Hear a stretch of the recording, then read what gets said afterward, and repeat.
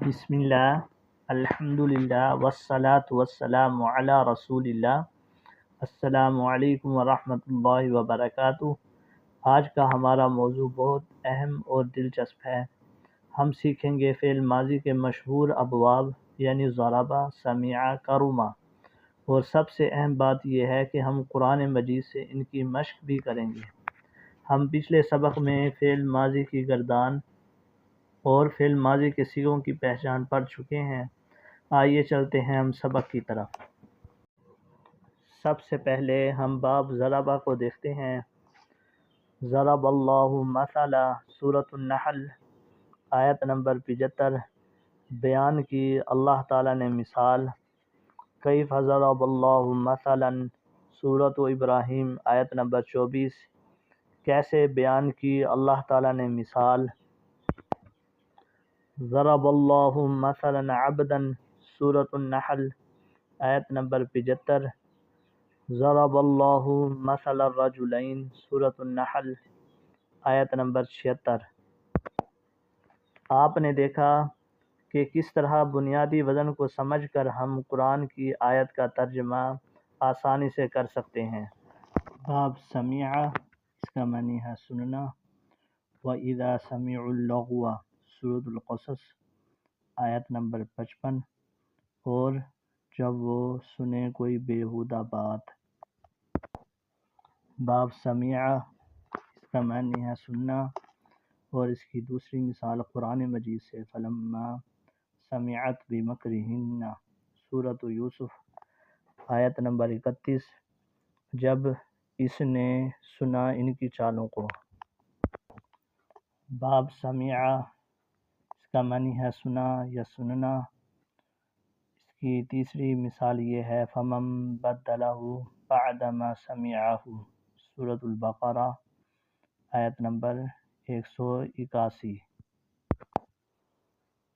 باب سمع اور اس کی مثال قرآن مجید سے چوتھی مثال قد سمع اللہ قول التی تجادلک، سورۃ المجادلہ، آیت نمبر 1۔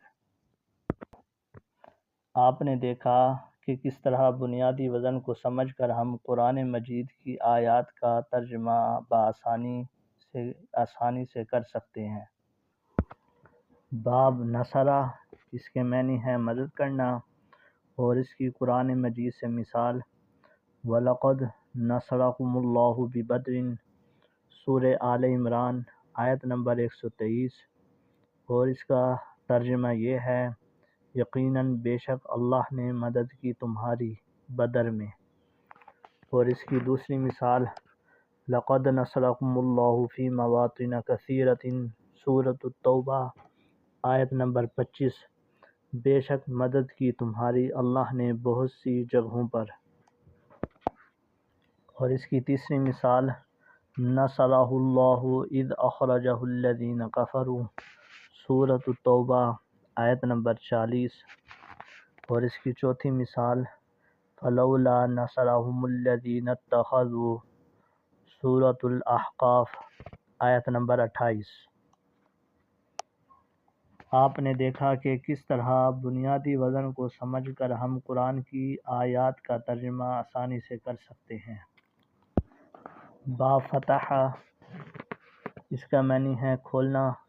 قرآن مجید سے اس کی مثال ففتحنا ابواب السماء، سورۃ القمر، آیت نمبر 11، پھر ہم نے کھول دیے دروازے آسمان کے۔ اس کی دوسری مثال انا فتحنا لک فتحا مبینا، بے شک ہم نے فتح دی آپ کو کھلی فتح۔ اسی باب کی تیسری مثال اتحدثونہم بما فتح اللہ علیکم، سورۃ البقرہ، آیت نمبر 76۔ اس کی چوتھی مثال فتحنا علیہم ابواب کل شیء، سورۃ الانعام، آیت نمبر 44۔ آپ نے دیکھا کہ کس طرح بنیادی وزن کو سمجھ کر ہم قرآن کی آیات کا ترجمہ آسانی سے کر سکتے ہیں۔ باب کرما، اس کا معنی ہے وہ باعزت ہوا۔ اس کی مشق کرتے ہیں قربا و قریب ہوا، بعودا و دور ہوا، کرما و باعزت ہوا، ثقلا و بھاری ہوا، ضعوفا و کمزور ہوا۔ امید ہے کہ فعل ماضی کے ان مشہور ابواب کی مشق آپ کو سمجھ آ گئی ہوگی۔ قرآن مجید کی تلاوت کرتے وقت ان افعال کو پہچاننے کی کوشش ضرور کریں۔ با فعل اس باب کی ہم اور مشق کر لیتے ہیں۔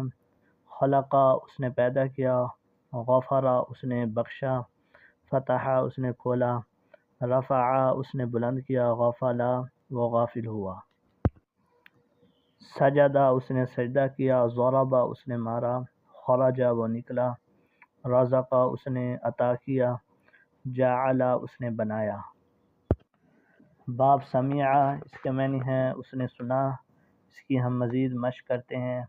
فرحہ وہ خوش ہوا، علمہ اس نے جانا، قدمہ وہ آیا، سمع اس نے سنا، شربہ اس نے پیا، عملہ اس نے عمل کیا، ضحکہ وہ ہنسا، حمیدہ اس نے حمد کی، حسبہ اس نے گمان کیا، حفظہ اس نے یاد کیا۔